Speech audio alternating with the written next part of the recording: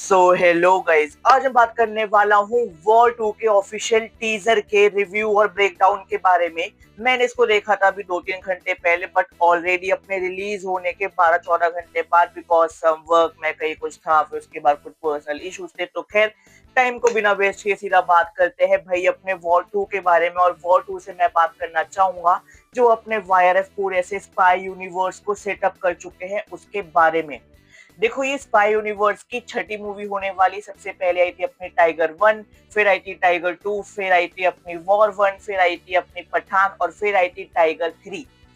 अब मैं तुम्हें ये सब इसलिए बता रहा हूँ क्योंकि अपनी टाइगर 3 आई थी 2023 के एंड में, आई गेस नवंबर में आई थी, या शायद दिसंबर में, मतलब आई थी ऐसी कुछ, आई गेस दिवाली के आसपास आई थी। एंड उसके अंदर एक मिड क्रेडिट था अपने पठान का, और एक पोस्ट क्रेडिट सीन था अपने कबीर का, जिसके अंदर दिखाते हैं जो अपना कबीर है वो प्रॉपर ऐसे ग्रे शेड में, प्रॉपर ऐसे रेड लाइटनिंग में है, जहाँ पे ऋतिक रोशन बहुत ज्यादा खूंखार और बहुत ज्यादा खतरनाक दिखाया था। और पीछे से ऐसी अनाउंसमेंट चल रही थी कि जो अपना कबीर है वो अपने देश का गद्दार निकल चुका है। और इसी चीज से ये बिल्कुल स्टार्ट करते हैं अपने इस टीजर में भी। बट मैं टीजर को स्टार्ट करने से पहले जिन लोगों को बिल्कुल भी आइडिया नहीं, मैं बता देता हूँ कि जो अपने वॉर 2 मूवी होने वाली है ये अपने वॉर 1 का सीक्वल ही होने वाली है। मतलब वॉर 1 जहाँ पे एंड हुई थी ये वहीं से स्टार्ट होगी। एंड इसके अंदर अपने जैसे मेन अपने ऋतिक रोशन तो है ही, एंड जो इनके अपोजिट में होंगे यानी एंटागनिस्ट कह लो या फिर एंटी हीरो कह लो, वो होंगे अपने junior NTR from triple R, जो भी ऑस्कर विनिंग मूवी है। इस मूवी के अंदर अपनी जो फीमेल लीड होने वाली है वो होने वाली है कियारा अडवाणी। एंड ये जो अपनी मूवी है इसको प्रोड्यूस किया है आदित्य चोपड़ा ने। इस मूवी को डायरेक्ट किया है अयान मुखर्जी ने। और जिन लोगों को नहीं पता अयान मुखर्जी कौन है, तो भाई मैं बता दूं कि अयान मुखर्जी वही है जिसने आज से 2 या 3 साल पहले ब्रह्मास्त्र पार्ट 1 को डायरेक्ट किया था, जो ब्रह्मास्त्र पार्ट 2 और पार्ट 3 भी अब लाने वाले हैं। एंड ये जो अपनी वॉर 2 मूवी है ये अपने 14 अगस्त 2025 को थिएटर्स में लग जाएगी, यानी ये आने वाली है थर्सडे को, फिर उसके बाद 15 का फ्राइडे, एंड फिर उसके बाद सैटरडे संडे। तो भाई इसको 4 दिन का लॉन्ग वीकेंड मिलने वाला है। जो ये अपना टीजर था ये 1 मिनट 34-35 सेकेंड्स का था, यानी मोटा मोटा ये 100 मिनट का था। तो क्या ये वर्थ इट है? क्या ये मूवी वर्थ इट है? क्या क्या इसमें देखने को मिला, बात करते हैं। देखो, वॉर 1 जहाँ पे एंड हुई थी, यानी जो अपने कबीर थे जब उसने पूरा मिशन कंप्लीट कर दिया था, फिर उसके बाद जो इनका हेड था यानी जो आशुतोष राणा था, उसने कहा था कि भाई देखो अब तुम्हारा मिशन कंप्लीट हो चुका है, नाउ वेलकम टू रॉ।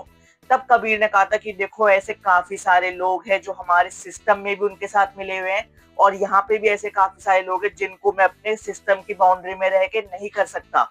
ये जो पूरा ऐसे होने वाला है, ये जो मिशन है ये खालिद के नाम पे कर दो, ताकि उसको और ज्यादा इज्जत मिल जाए, उसकी अम्मी जो है वो खुश हो जाए। तो इस बात से एक चीज तो बिल्कुल होती है क्लियर कि लाइक अगर टेक्निकली और अपने लीगली देखा जाए तो Kabir in terms of paper गद्दार है। He is a traitor of Indian government, of Indian law. और ये चीज जब अपने लाइक टीजर में स्टार्ट होती है तो ये चीज अपने जूनियर एनटीआर भी कह रहे होते हैं कि तुम रॉ के बेस्ट एजेंट हो। अगली लाइन जो इन्होंने कही, बट तुम थे, अब मैं हूं। तो इसके लिए तुम्हें रॉ का एजेंट होना पड़ेगा। तो ऐसा हो सकता है या तो आशुतोष राणा ही, या फिर आशुतोष राणा बाहर है, उनके साथ क्या हुआ है देखो ये तो मुझे भी नहीं पता। बट अपने रॉ से ही, क्योंकि कबीर पे हो सकता है किसी बाकी डिपार्टमेंट को शक हो रहा हो, तो उसको पकड़ने के लिए इन्होंने अपने सिस्टम के, अपने डिपार्टमेंट के अगले बेस्ट ऑफिसर को भेजा होगा, जो होगा जूनियर एनटीआर। अब वो कहते हैं ना, एक ब्रॉन्ज कभी नहीं समझ सकता सिल्वर वाले का दुख, क्योंकि वो सिल्वर जीता नहीं है, वो गोल्ड हारा है। तो यहाँ पे भी जो अपने जूनियर एनटीआर है, अगर वो सेकंड नंबर पे भी आते हैं तो उनको कबीर को हराना है, उसको पकड़ना है, ताकि ये नंबर 1 रॉ एजेंट बन जाए ऑफ इंडिया। तो इस वजह से इनकी भूख वो और ज्यादा दिखती है। एंड इसके अंदर वो जितने भी अपने शॉट्स आते हैं, चाहे फिर वो अपने जूनियर एनटीआर की एंट्री हो, प्रॉपर वो ग्रेनेड वाला शॉट है, वो ग्रेनेड की बेल्ट ली, फेंक दी, एंड इसके अंदर जो मल्टीपल शॉट्स दिखाए। और भाई मैं तो कहूंगा गवर्नमेंट को ना भाई साहब इस वाली मूवी को प्रमोट करना चाहिए। उसका रीजन ये इकलौती ऐसी मूवी है जो अपने टीजर टीजर में जिसने सारे मोड्स ऑफ ट्रांसपोर्ट को प्रमोट कर दिया। सबसे पहले वो जो अपना ग्रेनेड वाला शॉट आता है वो, फिर उसके बाद दिखाते हैं एक अपने कार चेज वाला सीन जिसमें अपने पीछे जूनियर एनटीआर है और आगे अपने ऋतिक रोशन ने लाल रंग के लाइक अपने मिनी कूपर में। उसके बाद दिखाते हैं कि लाइक वो प्रॉपर जो एयरप्लेन वाला सीन आता है कि जो फाइटर जेट है उसमें से अपना ऋतिक रोशन कूदा है एक कमर्शियल प्लेन पे जहाँ पे अपने जूनियर एनटीआर पहले से ही है। उसके बाद दिखाते कुछ दुबई की ऐसी लोकेशन होती है और पानी में भाई वहां पे भी इन दोनों का चेस प्रॉपर चले जा रहा है और यहाँ पे प्रॉपर ऐसे मोटर बोट चला रहे हैं। फिर उसके बाद दिखाते हैं अपनी F1 की रेसिंग हो रही होती है एंड फिर उसके बाद अगला शॉट दिखाते हैं ट्रेन का जहाँ पे ये चीज तो बहुत एविडेंट हो जाती है कि जो अपनी कार चेज वाला सीन होगा एंड उसमें जो आगे अपनी मिनी कूपर थी जो ऋतिक रोशन चला रहे थे वो पुल से उसको सीधा ट्रेन के ऊपर कुदा देंगे एंड पीछे से जब वो शॉट दिखाया था कि जो जूनियर एनटीआर है वो भी ऐसे ट्रेन पे कूद रहे होते हैं तो वो अपने ऋतिक रोशन के पीछे ही आ रहे होंगे। तो खैर ये तो वो सारे सीन हो गए, वो सारे शॉट्स हो गए जो दिखाए गए हैं। अगर मैं इन शॉट्स के बारे में बात करूं मुझे इनकंसिस्टेंट बहुत ज्यादा फील हुए, मतलब जेन्युइन वीएफएक्स के मामलों में बहुत ज्यादा इनकंसिस्टेंट थे। चाहे फिर वो अपने प्लेन वाला शॉट हो, अपने ट्रेन वाला शॉट हो या फिर अपने पानी वाला शॉट हो। देखो पर्सनली मेरी ना एक सजेशन है जो हमने लाइक बाकी में भी देखा, तुमने अनचार्टेड देखी होगी, तुमने मिशन इम्पॉसिबल देखी होगी। कभी भी उनमें अगर ऐसे कोई सीन आते हैं ना या फिर कुछ भी ऐसा चल रहा होता है तो एयर का प्रेशर ना बहुत ज्यादा होता है। हमने भाई साहब अपने मिशन इम्पॉसिबल में टॉम क्रूज को देखा था और ऐसे पूरे मुंह को ऐसे छींटड़ा सा खुल गया। यहाँ पे जूनियर एनटीआर है, ऋतिक रोशन है, वो कूद रहे हैं, उनके सिर्फ आंखों में ऐसे तेरे को छोड़ूंगा नहीं मैं। हवा के प्रेशर का क्या हुआ? फिर उसके बाद जब अपने जूनियर एनटीआर ऐसे ट्रेन पे से कूद रहे होते, सबको पता है वो जो नीचे पे कूदे हैं वो वीएफएक्स है, बट उसको इतना एविडेंट तो मत करो ना।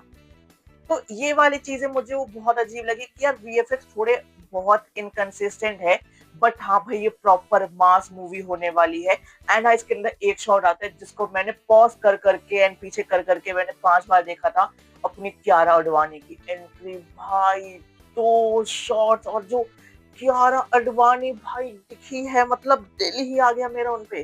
खैर चलो वो हटके, और भाई मेरे हिसाब से इस मूवी के मिड में या फिर मिड के जस्ट थोड़े बाद ही ऐसा होगा कि जो अपने जूनियर एनटीआर होंगे और जो ऋतिक रोशन होंगे ये आपस में मिल जाएंगे एंड कोई बर्फ वाला एरिया होगा जैसे अपने फर्स्ट पार्ट के एंड में था।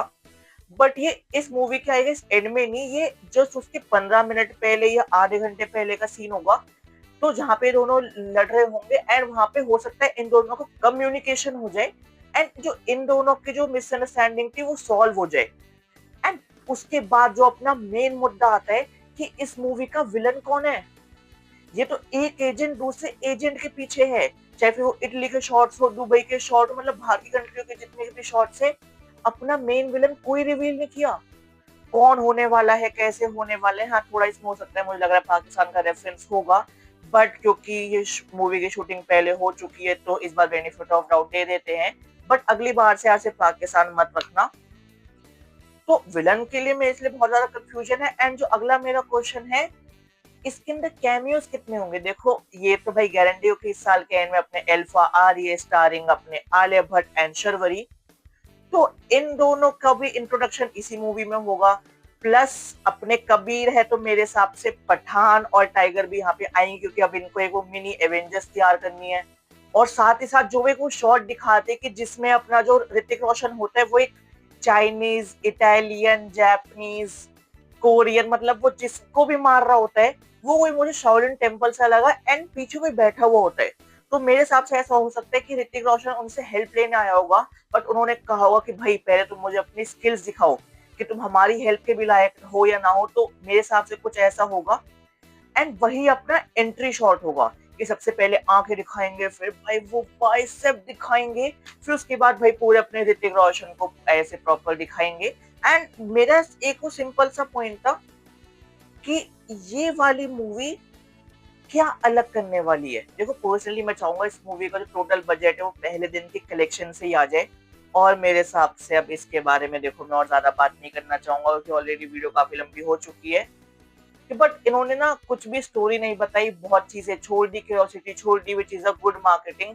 वीएफएक्स थोड़े स्ट्रॉन्ग कर देना भाई, बाकी सब तो बिल्कुल सही है। तो गाइज ये था मेरा वॉर 2 के टीजर पे रिएक्शन। अगर तुम्हें रिएक्शन अच्छा लगा हो, सॉरी रिव्यू, अगर तुम्हें रिव्यू अच्छा लगा तो इस वीडियो पे लाइक कर दो, इस वीडियो पे कमेंट कर दो, इस वीडियो पे शेयर कर दो। बाकी चल मिलते हैं एक नई वीडियो के साथ। Bye guys.